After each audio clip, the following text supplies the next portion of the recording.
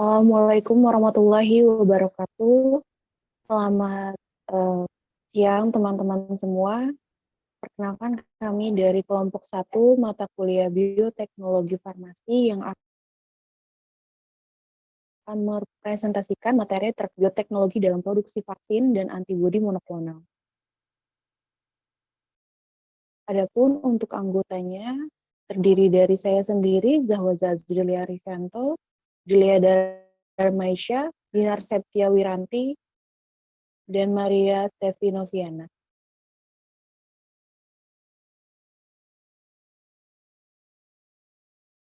Latar belakang. Pengembangan teknologi di bidang kesehatan telah memungkinkan berbagai inovasi, seperti pembuatan vaksin dan antibodi monoklonal. Dengan bantuan teknologi kontemporer, vaksin berbasis RNA dan DNA, subunit protein dan vektor virus rekombinan dapat dikembangkan. Penggunaan bioteknologi dalam produksi vaksin dan antibodi monoklonal telah mengubah wajah medis modern. Melalui rekayasa genetik, produksi kesediaan biologis ini dapat ditingkatkan baik dalam skala maupun kualitas.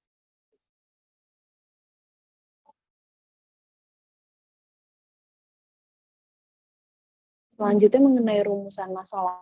Berdasarkan latar belakang yang telah dikemukakan, maka rumusan masalah dalam makalah ini adalah bagaimana peran bioteknologi dan dalam produksi vaksin dan antibodi monoklonal. Tujuannya berdasarkan latar belakang yang telah dikemukakan, maka tujuan penulisan ini untuk mengetahui peran bioteknologi dalam produksi vaksin dan antibodi.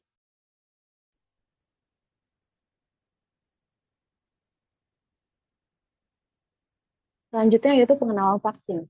Vaksin modern mulai diperkenalkan pada abad ke-18 di mana Dr. Edward Jenner adalah ilmuwan yang berkontribusi besar di dalam penemuan dan pengembangan vaksin modern. Vaksin adalah sediaan biologis yang digunakan untuk meningkatkan imunitas tubuh terhadap penyakit tertentu. Vaksin mengandung bagian dari virus atau bakteri di mana bagian ini tidak cukup kuat untuk membuat kita sakit, tapi cukup untuk membuat tubuh mengenali musuh. Ketika tubuh menerima vaksin, ia akan bereaksi dengan memproduksi antibodi. Dengan adanya antibodi, tubuh kita menjadi kebal terhadap penyakit tertentu.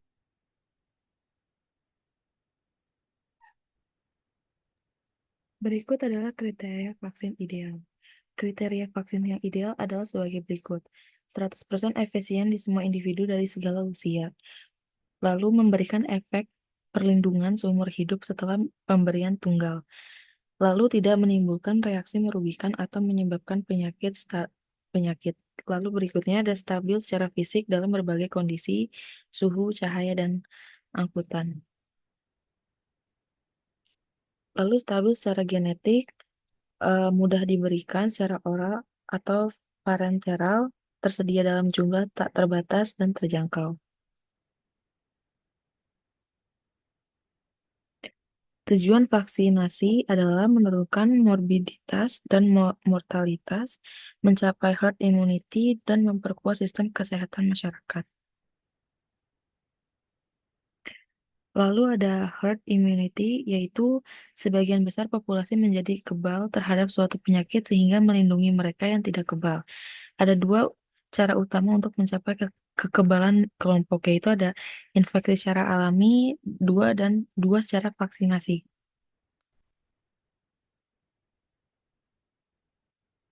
Lalu di sini ada generasi vaksin.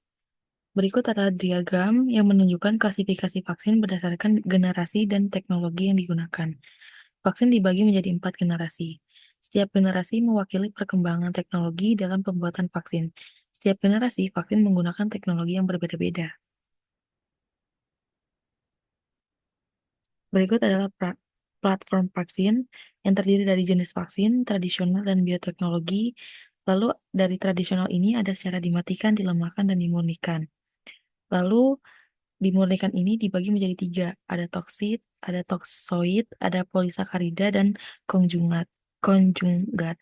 Lalu kalau misalkan bioteknologi ini terdiri dari 4, yaitu ada DNA atau RNA, protein rekombinan, vektor rekombinan, dan virus-like particle.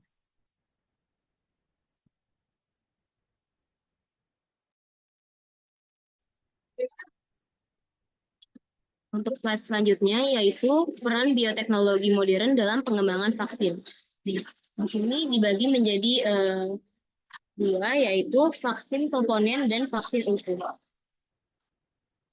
Vaksin komponen yaitu terdiri dari protein subunit, yaitu hanya menggunakan protein tertentu dari virus. Lalu pada virus-like particle, yaitu partikel mirip virus tanpa materi genetik yang berbahaya.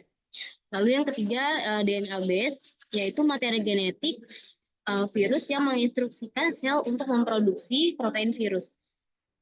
Lalu yang keempat yaitu RNA base, vaksin yang sama dengan DNA namun menggunakan RNA.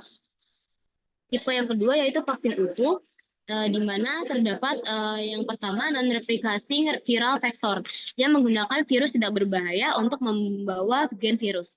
Yang kedua, replicating viral vektor, yaitu vektor virus dapat bereplikasi. Lalu yang ketiga, inactivate, virus yang dimatikan tidak dapat menginfeksi. Dan yang keempat, live attenuated, yaitu virus yang dilemahkan cukup untuk memicu kekebalan.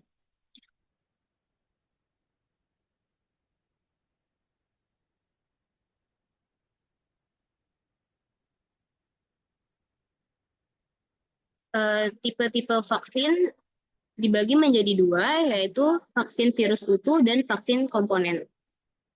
Vaksin virus utuh yaitu terdapat inactivate atau vaksin yang dimatikan, contohnya vaksin polio. Vaksin ini mengandung virus yang telah dimatikan sehingga tidak dapat menyebabkan penyakit, namun masih cukup kuat untuk merangsang sistem kekebalan tubuh. Contohnya yaitu vaksin polio. Yang kedua yaitu vaksin yang dilemahkan atau live attenuated. Contohnya yaitu vaksin campak, gondok, dan rubella. Vaksin ini mengandung virus hidup yang telah dilemahkan sehingga tidak dapat menyebabkan penyakit serius, tetapi masih cukup kuat untuk merangsang sistem kekebalan tubuh. Lalu tipe vaksin yang kedua yaitu vaksin komponen. Di sini terdapat 4 contoh, yaitu subunit, di mana vaksin ini hanya mengandung bagian tertentu dari virus yang paling penting untuk memicu respon imun. Contohnya yaitu vaksin hepatitis B. Yang kedua yaitu rekombinan, virus lain yang tidak berbahaya sebagai kendaraan untuk membawa gen virus penyebab penyakit. Sedangkan rekombinan bakterial vektor sama seperti sama seperti tetapi tidak menggunakan bakteri sebagai vektor. Lalu yang ketiga itu virus-like particle. Dia menggunakan potongan kecil protein virus yang disintesis di laboratorium. Yang keempat yaitu vaksin DNA atau RNA.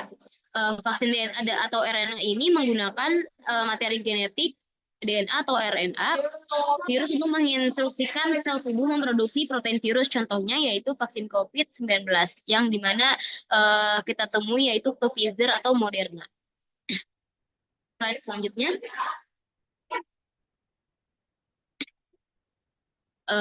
Di sini ada vaksin kanker, vaksin yang dapat mencegah beberapa jenis kanker.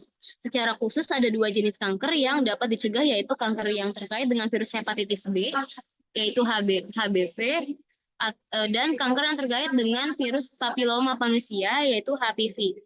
Vaksin yang bekerja dengan merangsang sistem kekebalan tubuh untuk mengenali dan melawan virus penyebab kanker. Nah, di sini ada contoh-contohnya, yaitu yang pertama kanker terkait HBV. Nah, virus hepatitis B atau HBV ini dapat menyebabkan peradangan kronis pada hati yang jika berlangsung dalam jangka waktu yang lama dapat meningkatkan resiko terjadi kanker hati.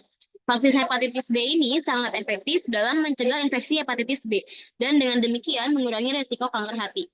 Lalu contoh yang kedua yaitu kanker terkait HPV. Nah, virus HPV ini adalah penyebab utama kanker serviks serta beberapa jenis kanker lainnya seperti kanker anus, kanker mulut, kanker tenggorokan. Nah, vaksin HPV ini dapat mencegah infeksi HPV yang berpotensi menyebabkan kanker.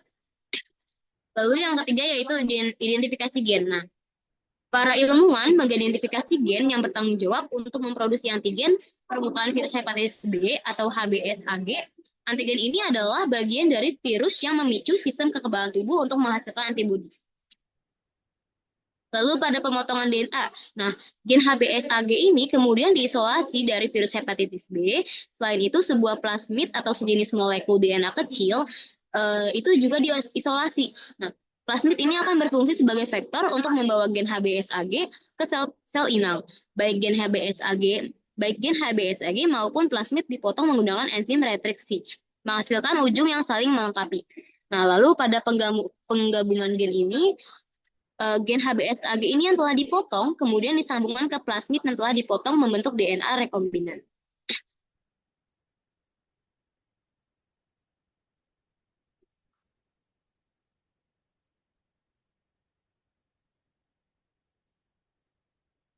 Nah, yaitu selanjutnya antibodi monoklonal.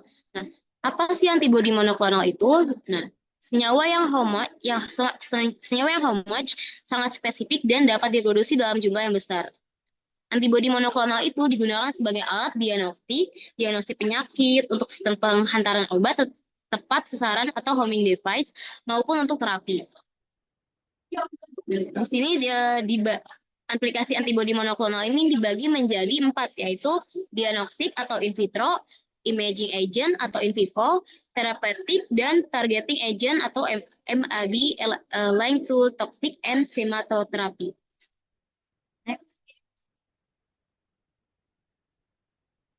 Produksi antibodi monoklonal bisa dilihat pada gambar di slide berikut ini, yaitu gambar produksi antibodi monoklonal. Nah, diagram ini menggambarkan proses pembuatan antibodi monoklonal, yaitu antibodi yang berasal dari satu jenis sel B yang identik. Antibodi monoklonal ini memiliki spesifitas yang tinggi terhadap antigen tertentu, sehingga sangat berguna dalam berbagai bidang, seperti diagnosis penyakit, pengobatan kanker, dan penelitian. Setelah imunisasi sel B yang memproduksi antibodi spesifik diambil dari limpa mencit, nah sel B ini adalah sel darah putih yang bertanggung jawab memproduksi antibodi. Fungsi ini menghasilkan sel hibridoma. Tidak semua sel hibridoma yang dihasilkan akan menghasilkan antibodi yang diinginkan. Oleh karena itu, dilakukan seleksi untuk mendapatkan sel hibridoma yang paling baik dalam memproduksi antibodi monoklonal.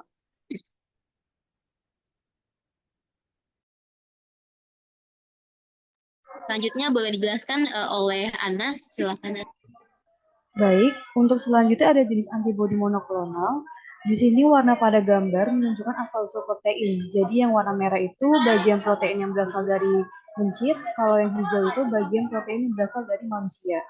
Nah, jenis antibodi monoklonal ini dibagi menjadi 4. Yang pertama itu ada MAP mencit, di mana antibodi ini sepenuhnya berasal dari mencit, dan antibodi ini mudah diproduksi dan sering digunakan dalam penelitian. Namun ketika diberikan pada manusia, sistem kekebalan tubuh manusia dapat mengenali antibodi ini sebagai zat asing dan memicu reaksi alergi. Lalu yang kedua itu ada Chimera MAP, di mana antibodi ini merupakan kombinasi antara protein tikus dan manusia. Bagian yang berinteraksi dengan antigen berasal dari mencit, sedangkan bagian lainnya itu berasal dari manusia. Antibodi ini mengurangi risiko terjadinya reaksi alergi dibandingkan dengan MAP mencit.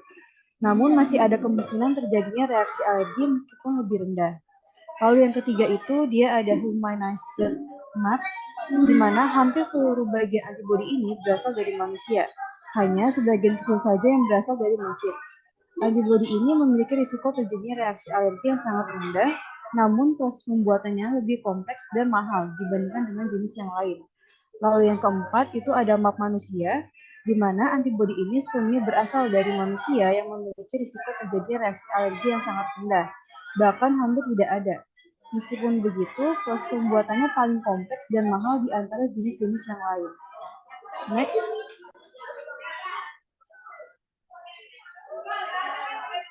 Selanjutnya ada antibodi monoklonal sebagai target terapi. Target terapi merupakan jenis pengobatan kanker yang memanfaatkan antibodi monoklonal untuk mengidentifikasi dan menyerang jenis sel kanker tertentu secara tepat. Terapi ini dapat diterapkan secara mandiri atau dikombinasikan dengan metode pengobatan lain seperti kemoterapi.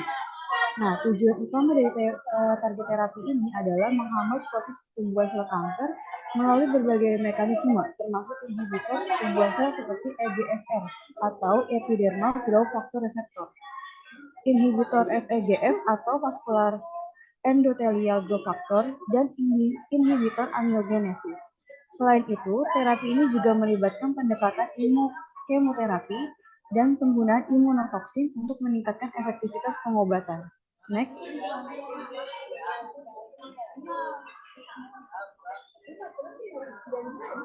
Kesimpulannya adalah, bioteknologi modern memainkan peran penting dalam pengembangan vaksin dan antibodi monoklonal, meningkatkan efektivitas dan keamanan imunisasi serta terapi.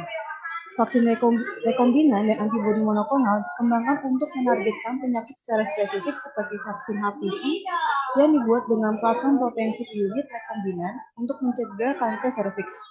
Antibodi monoklonal digunakan baik dalam diagnosis maupun terapi, terutama untuk kanker dengan inovasi yang mengurangi reaksi penolakan pada tubuh manusia. Inovasi ini meningkatkan kualitas pengobatan dan memberikan solusi efektif dalam meningkatkan sistem kesehatan di Indonesia. Next.